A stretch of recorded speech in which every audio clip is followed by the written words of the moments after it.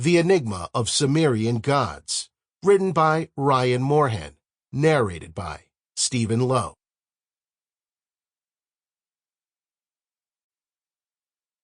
Introduction. The reign of Hammurabi is a convenient point at which to observe general changes in and later introduction to the pantheon of the Sumerian gods. The political alteration in the kingdoms were reflected in the sacred circle. Certain gods were regulated to the cold shades of obscurity, while new deities were adopted, and others, hitherto regarded as negligible quantities, were exalted to the heights of heavenly omnipotence. The worship of Merodach first came into prominence in the days of Hammurabi, but his group is so outstanding and important that it has been deemed better to deal with it in a separate and later chapter. Meanwhile, we shall examine the nature of some of the gods who sprang into importance or about the era of the great lawmaker, and note changes that took place concerning others.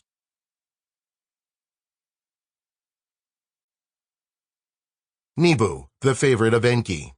The popularity of Nibu was brought about through his association with Merodach. His chief seat of worship was at Borsippa, opposite Sumer. When the latter city became the seat of the imperial power, the proximity of Borsippa greatly assisted the cult of Nibu.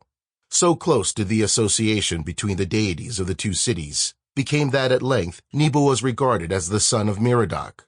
This relationship often implies that the so-called descendant of the elder god is a serious rival.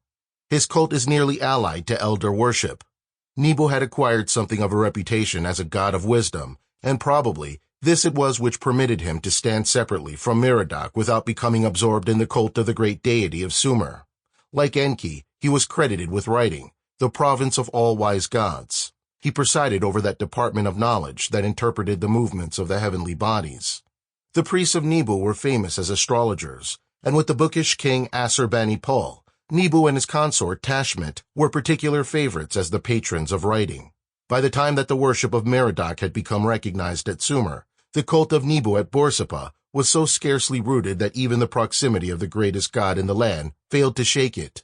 Even after the Persian conquest, the temple at Borsippa continued to flourish. But although Nibu thus outlived many of the greater gods, it is almost impossible to trace his original significance. Whether solar or aqueous, and the latter appears more likely, he was, during Merodach's ascendancy, regarded as the scribe of the gods, much as Thoth was the amanuensis of the Egyptian otherworld. That is to say, he wrote at the dictation of the higher deities. When the gods were assembled in Chamber of Fates in Merodach's temple at Sumer, he chronicled their speeches and deliberations, and put them on record. Indeed, he had a shrine in his temple of Sagila, or the Lofty House, which was known as... Sample complete. Ready to continue?